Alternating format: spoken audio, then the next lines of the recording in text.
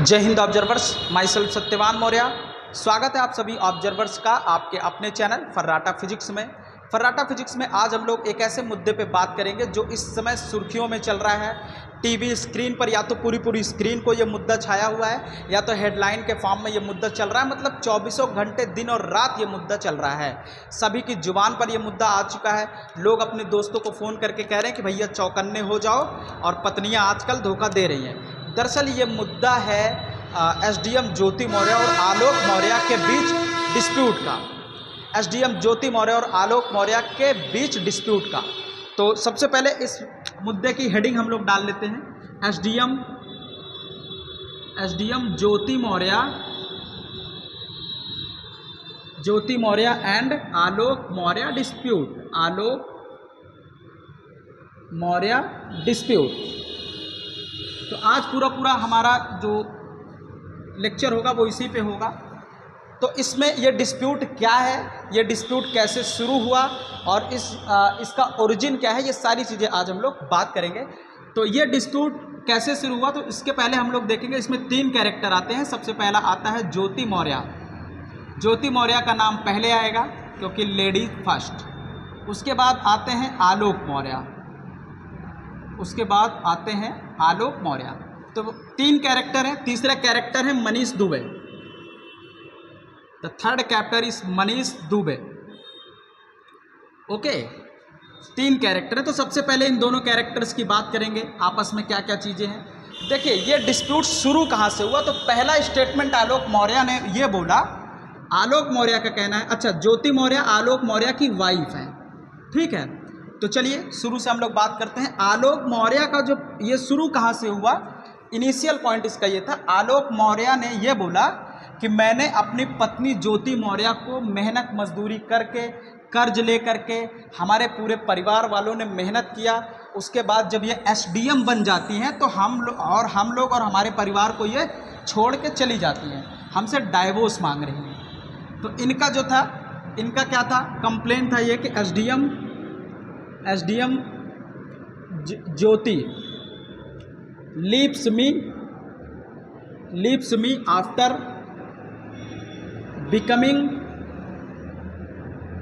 Becoming an SDM. Okay. अब उसके बाद जब ज्योति मौर्य से पूछा गया कि भैया आपका क्या कहना है, इन्होंने तो ये आप पर आरोप लगाया है, तो आप क्यों इनको धोखा दे रही हैं, आप क्यों इनको छोड़ के जा रही हैं, what is the reason that you are giving the divorce to the Alok Maurya. तो इनका कहना यह है कि आलोक मौर्य से हमारी चीज़ें अच्छी नहीं चल रही हैं, चीज़ें सही नहीं चल रही हैं, हम साथ रहते हैं तो चीज़ें गड़बड़ हो जा रही हैं। तो इनसे पूछा गया कि आखिर ये चीज़ें कहाँ से शुरू हो रही हैं। तो ज्योति मौर्य ने कहा कि देखिए सबसे पहली बात तो ये है कि अब देखिए पूरे इसमें इन दोनों के बीच का भी बात कर रहे हैं, ये थर्ड पर्सन की बात हम लोग आगे करेंगे। ज्योति मौर्य का कहना है कि आलोक मौर्य से हमारी जो शादी हुई वो शादी 2010 में हुई। ओके, 2010 में शादी हुई। तो शादी जब हो रही थी तो आलोक मौर्य ने हमको बोला कि ये ग्राम पंचायत में ऑफिसर पोस्ट पर हैं, अधिकारी हैं, लेकिन शादी के कुछ दिनों बाद हमको पता चलता है कि ये ग्राम पंचायत में कोई सफाई कर्मी है। तो काफ़ी दिन बाद जब सफाई कर्मी वाली बात ज्योति मौर्य को पता चलती है तो ज्योति मौर्य शॉक्ड हो जाती है, लेकिन फिर भी कुछ दिनों के बाद एक्सेप्ट कर लेते हैं कि चलो ठीक है, कोई बात नहीं, we are the husband and wifes and ignore the things that what you are. Okay. लेकिन आप समझिए 2010 की जो ग्राम पंचायत अधिकारी वाला जो झूठ बोला गया था आलोक मौर्य की तरफ से, वो झूठ तो इन्होंने, ज्योति मौर्य ने एक्सेप्टेड कर लिया। आप समझिए, उसको तो इन्होंने पी लिया।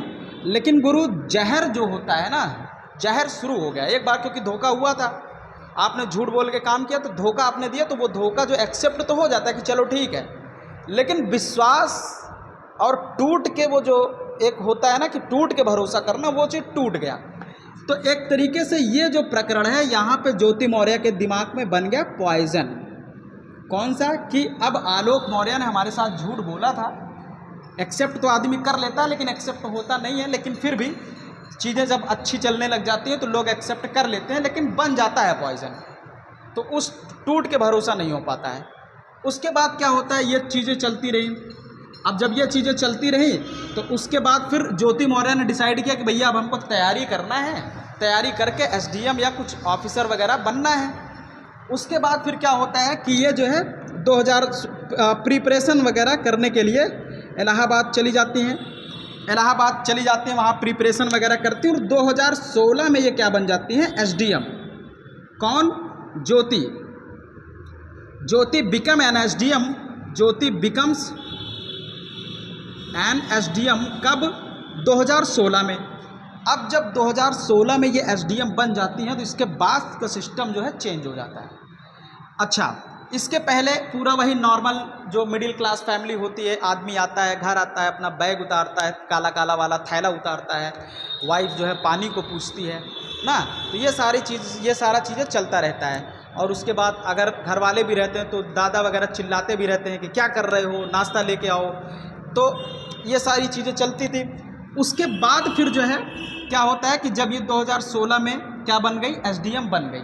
ठीक है, 2016 से अब तक इन्होंने कई पोस्ट पर मेनी डिपार्टमेंट्स में इन्होंने काम किया, मेनी डिपार्टमेंट्स में, ठीक है, मेनी डिपार्टमेंट्स में इन्होंने काम किया। और इस समय वो ज्योति मौर्य पोस्टेड है बरेली में, किसी मिल में ये ऑफिसर है, तो वहाँ पे एसडीएम की पोस्ट पर अभी पोस्टेड हैं।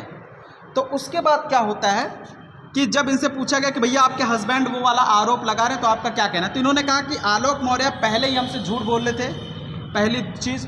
दूसरी चीज़, एसडीएम बनने के बाद ये कहती हैं कि ये हमको जो है ना दहेज के लिए प्रताड़ित करते थे, डावरी के लिए। तो दूसरा इनका जो स्टेटमेंट है ज्योति मौर्य का, ये कहते हैं कि हमको आलोक मौर्य और इनकी फैमिली जो है डावरी के लिए परेशान करती है कि मुझे 50 लाख रुपए दीजिए या तो मुझे क्या दीजिए, फॉर्चूनर, 50 लाख या तो फॉर्चूनर दीजिए। वैसे मुझे जहाँ तक लगता है ये सब तो ज्योति मौर्य की तरफ से अनकही बातें हैं, मतलब ज़बरदस्ती का आरोप लगाया हुआ है कि कोई डावरी, जो आदमी आपको मेहनत मजदूरी करके एसडीएम बनाएगा वो ऐसी डिमांड नहीं रखेगा, ये स्वाभाविक है। लेकिन ये चीज़ मैं एक्सेप्ट कर सकता हूँ कि उन्होंने झूठ बोल के शादी की और कहीं ना कहीं वो चीज़ें रह गई। उसके बाद क्या होता है कि जब आप, अब यहाँ से गेम चेंज हो जाता है जब आप एसडीएम बन जाते हैं, क्योंकि अब आपकी लाइफ स्टाइल अलग हो गई। अभी तक आप चूल्हे चौके में काम कर रही थी, उसके बाद रोटी वगैरह बना रही थी और हस्बैंड के यूँ सर तिरछा करके एक बार इधर करके एक बार इधर करके रोटी बेल रही हो, उसके बाद तवा चिमटा लगा कर रोटी पलट रही। अब आपका सिस्टम गुरु चेंज हो गया ज्योति। उसके बाद ज्योति जब एसडीएम पे जाकर चेयर पे बैठी, चश्मा लगा के पूरा एकदम से, उसके बाद ऐसे टेबल पे हाथ करके ऐसे करके बात कर रही, तो उनका एटीट्यूड ही चेंज हो गया। अब जब ज्योति का एटीट्यूड चेंज हो गया तो इनको वो लाइफ स्टाइल नहीं पसंद आ रही थी जो अभी तक चल रही थी। और यही चीज़ है इनका एसडीएम। दरअसल मायने ये नहीं रखता है कि मतलब डिस्प्यूट क्या है। जब आप अपना लेवल चेंज कर देते हैं, जब आप लेवल आगे बढ़ जाते हैं तो आपको पुराना लेवल आपको बकवास लगने लग जाता है। तो चाहे जितनी मेहनत किया हो, इसलिए ये चीज़ें बहुत समझना बहुत ज़रूरी है। हमारी सोसाइटी को ये चीज़ें समझना बहुत ज़रूरी है। अगर दो बहुत ज़्यादा गैप लोगों के बीच में, अगर दो पर्सन हैं ए और बी, इनके बीच में अगर हर चीज़ का गैप बहुत ज़्यादा हो गया, या पहले था या अब हो गया, तो कभी भी ये दोनों साथ नहीं रह सकते हैं। जब तक कि अगर बी ए को जानने में इंटरेस्टेड ना हो, ए बी को जानने में इंटरेस्टेड ना हो। अगर ये दोनों इंटरेस्टेड होंगे इनको जानने के लिए, ये इनको जानने के लिए इंटरेस्टेड होंगे, तो चीज़ें काफ़ी लंबे समय तक ओके हो सकती हैं। लेकिन अगर ये पहले से जांच कर इसको नहीं जानना चाह रहे हैं तो फिर गैप बहुत ज़्यादा बढ़ जाता है और ये फिर वापस नहीं आएंगे। आप चाहे जितना रगड़ के रख लीजिए, चाहे जितना मेहनत के लिए आप सिद्ध कर दीजिए कि मैं बहुत प्यार करता हूँ, मैं बहुत ज़्यादा अफेक्शनेट हूँ आपसे, लेकिन फिर भी जो है ये वापस नहीं आएंगे। तो मतलब अब आलोक मौर्य चाहे जितनी कोशिश कर लें, ये वापस नहीं आने वाली हैं, क्योंकि अब ये लाइफ स्टाइल को ग्रो करके आगे बढ़ चुकी है। तो जब आदमी एसडीएम बन गया, जब एसडीएम बन गई लेडी, उसके बाद फिर क्या होता है कि वो सोचती कि अब मुझे अपने पैरेलल चीज़ों को सेट करना है, मुझे अपनी लाइफ स्टाइल जीनी। क्योंकि अभी तक लड़कियों के केस में होता, अभी तक लड़कियां अपनी स्वतंत्र लाइफ नहीं जी पाई हैं। वो अभी तक सिर्फ गुलामी है, कभी पापा के डांट फटकार में, कभी जो है हस्बैंड के डांट फटकार में। लेकिन अब उनके पास क्या है, एसडीएम पोस्ट है, तो वो इंडिपेंडेंट हो गए। तब उनको एक ऐसी लाइफ चाहिए जो उनके हिसाब से चलती हो। वो अब किसी से मतलब वो किसी और की डोमिनेंसी बर्दाश्त नहीं कर सकती हैं। तो उसके बाद फिर अगले कैरेक्टर आते हैं मनीष दुबे। तो ये मनीष दुबे के पास अप्रोच करती हैं और उसके बाद इनका रिलेशनशिप चलता रहता है। काफ़ी टाइम तक ये लोग मिलते भी थे और उसके बाद जो है बिना हस्बैंड को बताए और अलग अलग जगह पे मीटिंग वगैरह बोल के धोखाधड़ी से ज्योति मौर्य फिर जो है इनसे अपने हस्बैंड से झूठ बोल के फिर इनसे मिलने लगती हैं। ओके, उसके बाद क्या होता है कि कुछ टाइम के बाद आलोक मौर्य को जब सच्चाई पता चलती कि अब हमारी वाइफ एसडीएम मनीष दुबे से मिलना जुलना इनका हो रहा है, हमारा पत्ता कट रहा है, हमें अब वो वैल्यू नहीं है जो हस्बैंड की होनी चाहिए, तो ये जो है इमोशनली बहुत परेशान हो जाते हैं। ये इमोशनली जो है ना बहुत ज़्यादा मतलब ज़मीन खिसक जाती है। इमोशनली इतना ज़्यादा ये बेचारे आलोक जी परेशान हो जाते हैं कि मतलब कि जो आदमी अभी तक इतनी शिद्दत से रह रहा था, जिसके लिए मैंने इतनी मेहनत किया, वो आज जो है हम ही को छोड़ के जा रहा है और चीट कर रहा है मेरे साथ। क्योंकि ज्योति मौर्य काफ़ी टाइम तक इनके साथ हस्बैंड रिलेशनशिप में रहते हुए मनीष दुबे के साथ मिलजुल रही थी। तो यहाँ पे फिर आलोक मौर्य बेचारे एकदम परेशान हो जाते हैं और रोने गाने लगते हैं, क्योंकि अब आदमी है भाई, कोई भी हो, अगर इमोशनल धोखा मिलता है तो आदमी अपने आप को बर्दाश्त नहीं कर पाता। तो उसके बाद आप देखिए वीडियोज़ में भी वो बेचारे रो रहे हैं। तो उसके बाद से ये जो है इनकी तरफ शिफ्ट हो जाती है। तो बाद में तलाक की सिचुएशन आ जाती है, डाइवोर्स की सिचुएशन आ जाती है। ठीक है, तो एसडीएम फिर इनसे डाइवोर्स मांगने लगती हैं और उसके बाद ये जो है फिर क्या करते हैं, अच्छा आलोक, जब से आलोक को पता चला कि ये इनसे जो है मिल रही हैं, किनसे, मनीष दुबे से, मनीष दुबे की वाइफ ने आलोक मौर्य को बताया कि आपकी जो है वाइफ ज्योति मौर्य मनीष दुबे से मिल रही हैं। ओके, तो जब से ये पता चला तो आलोक मौर्य ने फिर ज्योति मौर्य पर नज़र रखने शुरू कर दिए। मतलब इनके चैट्स देखना, फ़ोन देखना, कहाँ पे मिल रही हैं, सारी चीज़ें देखना स्टार्ट हो गया है। ठीक है, उसके बाद जब सच्चाई पता चली, जब चीज़ें सच निकली, आलोक मौर्य की परख में, जांच में जब चीज़ें सच निकली कि सही बात है हमारी वाइफ मनीष दुबे से मिल रही है, उसके बाद क्या होता है कि फिर जो है पूरा एकदम कोहराम मच जाता है। सारी चीज़ें बिल्कुल जो है तितर बितर हो जाती हैं, हंसता खेलता परिवार टूट जाता है। ठीक है, तो ये पूरी दास्तान थी किसकी, ज्योति मौर्य की और इनके साथ, आलोक के साथ, आलोक की ज्योति मौर्य के साथ। तो फाइनली अब ये दोनों लोग अलग होने के कगार पे हैं। अब ये हस्बैंड एंड वाइफ नहीं रहे और बहुत ही इमोशनल सिचुएशन है कि 10-12 साल साथ रहने के बाद जो है अलग हुआ जा रहा है। इतनी मेहनत करके पढ़ाया लिखाया, एसडीएम बनने के बाद चीज़ें अलग हो जा रही हैं। अब हम लोग उस मुद्दे पे नहीं जाएंगे कि आखिर अब क्या होना है, या न्यायिक चीज़ों पे नहीं जाएंगे। हम लोग अब उन चीज़ों पे बात करते हैं थोड़ा फिलॉसफिकल पे कि आखिर ये चीज़ें शुरू क्यों होती हैं। अगर चीज़ें शुरू होती हैं तो हमें क्या करना चाहिए, हमें क्या स्टेप्स लेना चाहिए। मतलब अब हम लोग फिलॉसफिकल और एथिकल स्टेप्स पे आगे बढ़ने वाले हैं। ठीक है, तो जब मैं भी उसको रोते हुए देखता था और उसके बाद इस तरह से, तो मुझे भी थोड़ा सा लगता था यार बताओ कितना गलत जो है हो रहा है। फिर भी हम लोग यहाँ गलत सही को बताने और ये सब करने नहीं आए हैं, हम लोग सीखने आए हैं। तो हम लोग जो है इससे सीखेंगे और ताकि हमारे साथ ये सिचुएशन ना हो। और ये पूरा हमारा जो वीडियोज़ है ये हमारे जो स्टूडेंट्स हैं उनके लिए है। ठीक है, ताकि आप भी प्रिपेयर रहिए और आप भी जो है वो गलती ना करें। तो अगला जो हमारा होगा वो होने वाला है कि कैसे इन सब चीज़ों से हम लोग बच सकते हैं। तो हमारा ये टॉपिक डिस्कस करने का पर्पज़ सिर्फ यही है कि हम आपको सिखा पाएँ इस पूरे प्रकरण में जो गलती, मतलब ये जो हो रहा है, ताकि हम लोगों के साथ ना हो, इस वजह से हम लोग इस पर चर्चा कर रहे हैं। ठीक है, तो इसको मैं एज ए कैरेक्टर नहीं ले रहा हूँ कि ये ज्योति मौर्य हैं, ये आलोक मौर्य, क्योंकि ये चीज़ें हर किसी के साथ हो रही हैं। ये चीज़ें हर किसी के साथ हो रही। ये केस तो जंप करके आ गया है बाहर, बाकी क्या हो नहीं रही है, सबके साथ हो रही है भैया। ये केस तो जंप करके बाहर आ गया, दायरा क्रॉस करके बाहर आ गया। ये इमोशनल अपना बर्दाश्त नहीं कर पाए तो उसके बाद जो है कह दिए, लोगों में आ गया और आना ज़रूरी भी था। ऐसा नहीं कि वायरल कर दिए तो इन्होंने बदनाम कर दिया और ये सब नहीं, गलत कुछ नहीं है। ये अपने इमोशन को कंट्रोल नहीं कर पाए तो इन्होंने सबसे कहना शुरू कर दिया। ये ढूंढ रहे हैं ज्योति मौर्य को, कैसे भी करके ये वापस आ जाएं। लेकिन अब क्योंकि ये एसडीएम जी आगे निकल चुकी हैं, तब ये वापस नहीं आने वाली हैं, तो इसलिए जो है फिलहाल चलिए अब हम लोग इसको हटा के आगे बढ़ते हैं और अपने थोड़ा सा फिलॉसफिकल एस्पेक्ट्स पे। ठीक है, कुछ बातें होंगी तो चलिए। तो 2010 में जो झूठ बोला गया था उसका जहर बन जाता है। इसलिए हमारी पहली सीख यही होगी कि हमें कभी भी जिसके साथ लंबा रिलेशन रखना हो, जिसके साथ लंबा वर्क करना हो, जिसके साथ लंबा व्यवसाय करना हो, जिसके साथ लंबे टाइम तक रहना हो, कभी भी ऐसे पर्सन से झूठ नहीं बोलना चाहिए। खासकर पहली मुलाकात में तो कभी झूठ बोलना ही नहीं चाहिए, और इवन कभी भी झूठ नहीं बोलना चाहिए, क्योंकि अगर आप झूठ बोल देते हैं तो ये क्लियर हो जाता है कि आप जो है अब सच्चे पर्सन नहीं हैं, और आप पे एकदम मतलब अच्छे से भरोसा नहीं किया जा सकता है। नॉर्मल लेवल का भरोसा कर लेंगे अगर आप रिक्वेस्ट करेंगे कि मैं इधर उधर, लेकिन अच्छे से भरोसा नहीं किया जा सकता। अच्छे से भरोसा करने के लिए हर आदमी एक ऐसे पर्सन को ढूंढता है जो उसकी सारी की सारी फीलिंग को समझता हो, मतलब all total each and everything. हर आदमी अपनी सारी बातें किसी को बताना चाहता है, तो वो एक ऐसे आदमी को ढूंढता है जो 100%, कहीं और वो बेईमान हो चलेगा, लेकिन हमारे लिए वो एकदम ट्रूथ होना चाहिए, एकदम पूरा डेडिकेटेड होना चाहिए। समझ गए? तो इसलिए कभी भी किसी से झूठ नहीं बोलना चाहिए। और मुझे तो ऐसा लगता है कि क्योंकि इनकी बुनियाद ही झूठ से शुरू हुई, इस वजह से शायद ये रिश्ता नहीं चल पाया।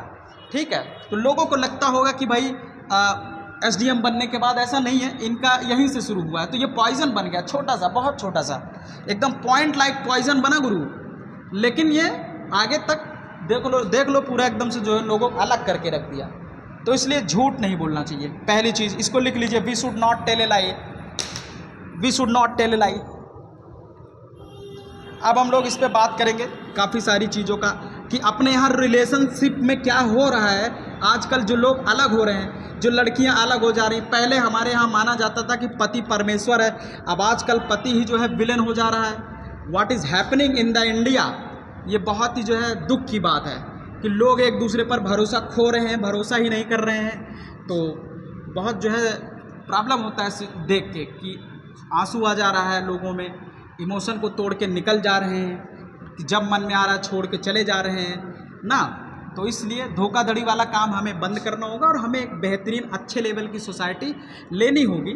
ठीक है, तो चलिए हम लोग बात करते हैं सबसे पहले अपने थोड़ा सा मोरल रिलेशनशिप की बात। ठीक है, देखिए रिलेशनशिप में क्या होता है। रिलेशनशिप में जैसे एक गर्ल्स है एक बॉय है, तो वो हमेशा एक ऐसे क्यूरियस पर्सन को ढूंढना चाहते हैं जो उनकी सारी बातों को समझ सके, जिनका माइंड बिल्कुल मैच करता है, जो उनकी फीलिंग को समझ सकता है, जो उनकी पर्सनल बातें कहीं शेयर नहीं करता है। मेन तो यही है कि कभी भी लोग ऐसे पर्सन को ढूंढते हैं जो उनकी बताई हुई बात को कहीं शेयर ना करते हो। ठीक है, तो अब सारा रिलेशन आपका अच्छा चल रहा है, यहाँ से यहाँ तक अच्छा चला।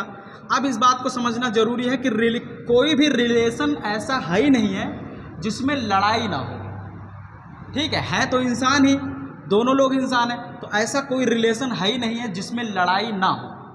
और जब आप दोनों लोग मिल जाते हैं तो अब धीरे धीरे क्या होता है, जो अफेक्शनेट है वो तो मिल गया, अब उसकी कंप्लीटनेस कंप्लीट हो गई। जब तक नहीं मिले रहते तभी तक लगता है कि यार अब बस मिल जाए मिल जाए मिल जाए, लेकिन जिस दिन आप एक हो जाते हैं, जिस दिन मिल जाते हैं, तो उस दिन आप कंप्लीट हो जाते हैं। तो अब उस दिन वो वाली बातें ख़त्म हो जाती हैं, अफेक्शनेट वाली, और वो अब बातें आ जाती हैं नीड वाली, ज़रूरतों वाली, नीड वाली, कि हमारी लाइफ कैसे आगे बढ़ेगी, लाइफ प्रोसीडिंग बात। ठीक है, लाइफ प्रोसीडिंग बात, लाइफ को एंजॉय कैसे करें। जैसे हमें कुछ ज़रूरतें होती हैं, कुछ हमारे शौक़ होते हैं, तो उनको हम लोग, जैसे शौक़ को हम लोग क्या बोलेंगे, शौक़ को लिख ही लेते हैं, अभी याद नहीं आ रहा। कुछ हमारे शौक़ होते हैं, उनको पूरा करने की बात, समझ गए। तो अब होता क्या है कि जैसे नीड में अगर प्रॉब्लम आई तो इन दोनों में प्रॉब्लम होना शुरू हो जाता है। ये हर घर की कहानी मैं आपको बता रहा हूँ, this is the general process, this is the usual process. तो इसलिए इससे घबराना नहीं है। अब उसके बाद जैसे जैसे यहाँ चलते हैं, अब यहाँ पे सिचुएशन आ जाती है लड़ाई झगड़े वाली। लड़ाई झगड़े वाली सिचुएशन में एक दूसरे को आपस में मिल के रहना होगा। अगर एक बोल रहा है तो दूसरे को शांत रहना होगा, दूसरा बोल रहा है तो पहले को शांत रहना होगा, तभी चीज़ें आगे बढ़ती चली जाती हैं। अगर दोनों ही ईगो में रहेंगे, दोनों ही कैरेक्टर अगर जो है बिल्कुल उसी इंटेंसिटी के साथ लड़ाई कर रहे हैं, उसी इंटेंसिटी की सारी चीज़, तो कभी सिस्टम आगे नहीं बढ़ सकता है। अब दूसरी चीज़ आती है, अगर ए पैसा अर्न कर रहा है, ए और बी हस्बैंड एंड वाइफ है, अगर ये पैसा अर्न कर रहे हैं, ये पैसा अर्न नहीं कर रही हैं, तो डोमिनेंसी इसकी ज़्यादा, इनके ए की डोमिनेंसी, हस्बैंड की डोमिनेंसी ज़्यादा रहेगी, इनकी डोमिनेंसी कम रहेगी, तो हर बार इनको ही हारना होगा, बी को। ठीक है, लेकिन अगर ये क्या कर रहे हैं कि ये भी पैसा अर्न कर रहे हैं, ये भी पैसा, तो अब सिस्टम गुरु चेंज। अब सिस्टम वो नहीं चलेगा कि आप जो बोल दोगे वो बर्दाश्त हो जाएगा, क्योंकि अब इंडिपेंडेंट लेडी है, और जिस लड़के को ऊपर हाथ रख देगी लड़का तुरंत दौड़ के भाग के आएगा। तो इस बात को समझिए। तो अब वो चीज़ें नहीं चल पाएंगी, डांट डपट ये सारी चीज़ें नहीं चल पाएंगी। इसीलिए रिलेशंस में हमेशा, चाहे ये पैसा अर्न करते हो चाहे ना अर्न करते हो, रिलेशन में हमेशा एक दूसरे को बराबर अधिकार देना चाहिए, और रिलेशंस में कभी अपने आप को ऊपर नीचे नहीं रखना चाहिए, कभी भी अपनी डिपेंडेंसी नहीं दिखानी चाहिए। और रिलेशन में सबसे पहले नंबर पर आप रखिए रिस्पेक्ट। अगर रिलेशन में रिस्पेक्ट सबसे पहले नंबर पर है, then your relation will be qualified. अगर रिस्पेक्ट नहीं है रिलेशन में, तो your relation is not going to be qualified. Okay, तो इसलिए ये चीज़ें समझना बहुत ज़रूरी है। लेकिन अगर सारी चीज़ें सही रही, लेकिन अगर ऐसा हो गया कि मान लो कि अब सिचुएशन जो है अब अलग होने वाला आ गया है, तो जब आप रिलेशन में अलग होइए, इसका भी आप मेथड समझ लीजिए कि जब आप रिलेशन में अलग होइए, अब ए और बी वांट्स टू रेपेल, अब ये अलग होना चाहते हैं, तो जब अलग होइए तो ये इनको बहुत ज़्यादा बातें, कड़वी बातें नहीं बोल के अलग होना चाहिए। अगर ये आपसे बोल रहे हैं कि मुझे आपसे अलग होना है, ये बोल रहे हैं मुझे आपसे अलग होना है, तो आप दोनों आपस में कड़वी बातें मत बोलिए कि मैंने आपके साथ ये किया, मैंने आपके साथ वो किया, इतना अच्छा बर्ताव किया, उसके बाद आप भी मुझसे अलग हो रहे हैं। मैं सबसे बेस्ट वे आपको बता रहा हूँ, अगर आपको अलग होना है तो आप इनको कड़वी बात बिल्कुल मत बोलिए। जिस तरह से आप जुड़े हैं, जिस इमोशन से आप जुड़े थे, जिस इमोशन से आप दोनों लोग एक दूसरे को एक्सेप्ट किए थे, जुड़े थे, उसी इमोशन से आपको अलग होना चाहिए। ओके, तो अब अगर आप अलग हो रहे तो बिना कुछ इनको बोले ऑलवेज अपने माउथ को क्या करिए आप बंद करके, अगर इन्होंने प्रस्ताव रखा कि भैया मुझे अलग होना है, मुझे आपसे दूर जाना है, मुझे आपसे ब्रेकअप चाहिए, तो आप इनको तुरंत बोल दीजिए ठीक है, कोई बात नहीं, आपको ब्रेकअप चाहिए तो it's okay, always it's okay, ये इट्स ओके यूज़ करिए। उसके बाद आप जो है तुरंत सेपरेट हो जाइए, और इनको बोलिए कि अपना ख्याल रखना, और जब आपको ज़रूरत पड़े तो आप फिर से कॉल वगैरह कर सकते हो। कहीं पे आपको कोई प्रॉब्लम है तो you may take help from me. उसके बाद ये अपना अलग, उसके बाद ये अलग, धाराएं अलग अलग। और जब ये धारा अलग होगी, उसके बाद जब ये फिर कहीं पे किसी के पास जाएगी तो इसको फिर लगेगा नहीं यार ये वाला पर्सन जो था यही बेस्ट था, तो वापस फिर आपके पास कॉल आना शुरू हो जाएगा और सारी चीज़ें आना शुरू हो जाएंगी, और फिर उसके बाद आपका रिलेशन अच्छा बन जाएगा। और अब जो रिलेशन अच्छा बनेगा वो और बहुत बेहतरीन लेवल का रिलेशन बन सकता है। समझ गए?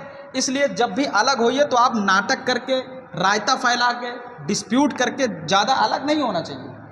ठीक है, क्योंकि आपको भी अच्छा लग रहा था, उनको भी अच्छा लग रहा था पहले, अब आप अलग होना चाहते हैं तो हो जाइए, कोई प्रॉब्लम नहीं। ठीक है, और तो यहाँ ये चीज़ें समझ लेना बहुत ज़रूरी है। अब आगे चलते हैं। दूसरी चीज़, हमारे इंडिया में जो रिलेशन को लेके कॉन्सेप्ट है, रिलेशन को लेके हमारे इंडिया में रिलेशन में माना जाता है कि जैसे जो वाइफ है वो सीता है और पति हमेशा राम होना चाहिए, पति परमेश्वर होना चाहिए। देखिए जो ज़माना है ना, अब ये बदल रहा है, जो कल्चर है ये बदल रहा है इस समय, इसीलिए ज़्यादा डाइवोर्स की कंडीशन हमारे यहाँ एग्जिस्ट नहीं करती थी। हमारे यहाँ बस केवल वन टाइम कनेक्शन था। डाइवोर्स का मतलब अगर आपको डाइवोर्स लेना है तो आफ्टर डेथ, उसके पहले कोई डाइवोर्स सिचुएशन नहीं थी। Divorce situation was the culture of the western culture.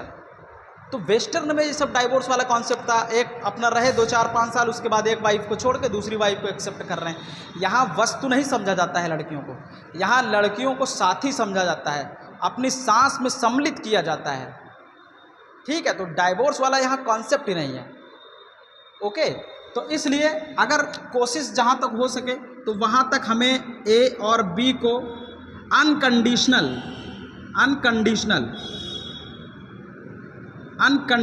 Life style, living life style को अडॉप्ट कर लेना चाहिए कि ठीक है मुझे आपकी सारी चीज़ें एक्सेप्टेड हैं, ठीक है मुझे आपकी सारी चीज़ें एक्सेप्टेड हैं।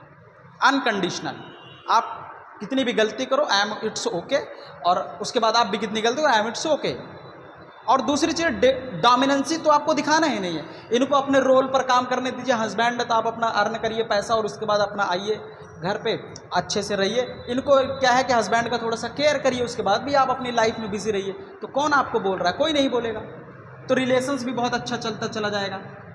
अब पत्नी थोड़ा सा कुछ कर दी, ये नज़र बनाए रहते हैं, पत्नी ये क्या कर दी, पत्नी किसी से बात नहीं करनी चाहिए। अरे भैया, वाइफ को फ्रीडम चाहिए, wife want freedom, wife want freedom. क्या वाइफ फेसबुक नहीं चला सकती है?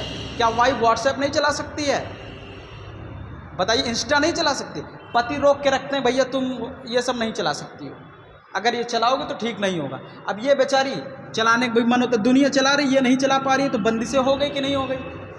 तो इसलिए बंदिशों में कोई रहना नहीं चाहता है। ज़माना बहुत ओपन है, निकल चुका है।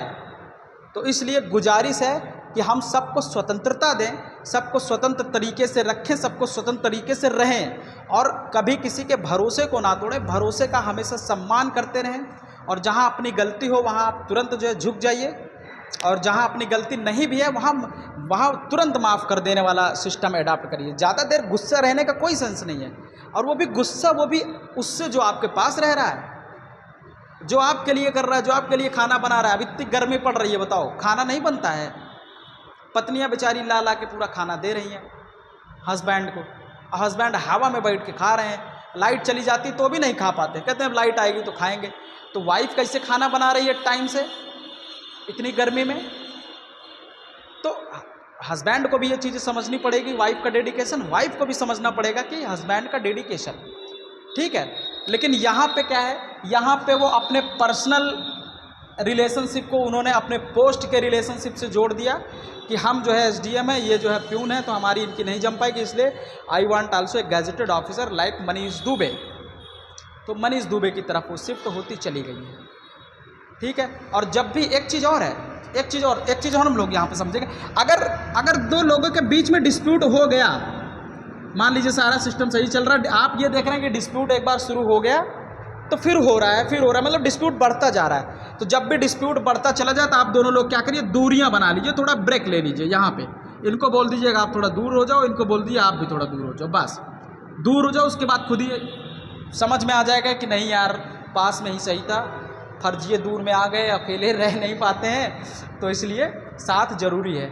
तो खुद ही समझ में आ जाएगा दोनों लोगों को। फिर आप थोड़ा बात करना बंद कर दीजिए, समझ में आ जाएगा, ठीक है। तो इसलिए जो है हमें रिलेशनशिप में रहने का तरीका थोड़ा सा इसको देखना चाहिए कि कैसे हम लोग बेस्ट तरीके से रह सकते हैं। तो इसलिए कभी भी रिलेशनशिप में हमेशा सबसे पहले नंबर पर आप सम्मान जरूर रखिए और बाहरी चीज़ों को अपने रिलेशनशिप में मत आने दीजिए, अदरवाइज आपका रिलेशनशिप तुरंत ऐसे ख़राब होता चला जाएगा।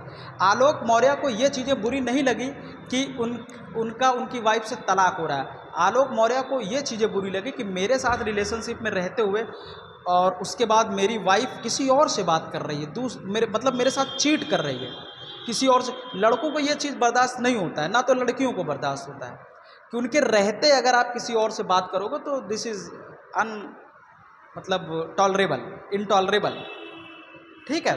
तो ये चीज़ टॉलरेट नहीं होती। तो ये पूरी दास्तान है और इन दोनों के बीच में अब मुझे जहाँ तक ऐसा लगता है कि ये दोनों आपस में अब नहीं मिल पाएंगे, और ये तो एक ऐसा केस है जो उछल के आ गया। बाकी ऐसे बहुत सारे केसेस होते हैं जो सामने नहीं आ पाते हैं।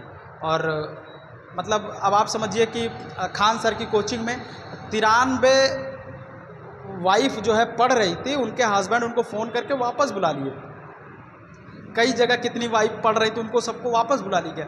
इस केस की वजह से बहुत सारी अच्छे लोग भी नहीं पढ़ पा रहे हैं। और उसके बाद क्या हो रहा है कि एक तरीके से लड़कियों के साथ अन्याय भी हो जा रहा है ना। भाई उनका पढ़ने का मन है, गलती कोई और करे और सज़ा जो है ये बेचारी भुगतें, ठीक है। तो इसलिए हमें लाइफ को बहुत ज़्यादा कॉम्प्लिकेटेड नहीं बनाना चाहिए। जितना हो सके उतना आप जो है चीज़ों को अच्छा बनाते हुए आप आगे बढ़ते हुए चले जाइए। और फिर पर मोहब्बत पैसे की मोहताज नहीं होती सर। मोहब्बत मोहब्बत, और मोहब्बत अब आप देखिए बिल गेट्स की भी वाइफ छोड़ के चली गई। अब इसको क्या कहेंगे, क्या उनके पास पैसा नहीं था तो वाइफ छोड़ के गई, इसका मतलब मोहब्बत नहीं थी वहाँ पे। तो समझिएगा, तो मोहब्बत पैसे की मोहताज नहीं होती है। और मोहब्बत अगर मिल जाए तो आदमी जो है झोपड़ी में भी रहने को तैयार है।